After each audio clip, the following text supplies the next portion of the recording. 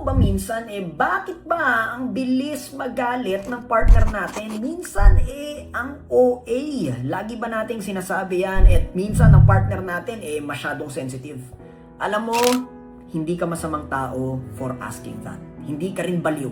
Meron talagang tinatawag na emotional blind spots na natitrigger tuwing may tension. Yung galit mo sa kanya ngayon, bit-bit mo na yan noon. Maybe ganun din siya sa'yo. Nadadamay lang ang partner mo sa gulo na hindi pa tapos sa iyong personal na buhay.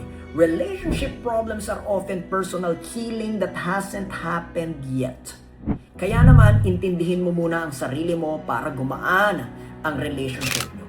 Iniimbitahan kita sa Better Us Couple Summit this February 14 para mas mag-mend more ang iyong relationship. Scan the QR code below for you and your partner.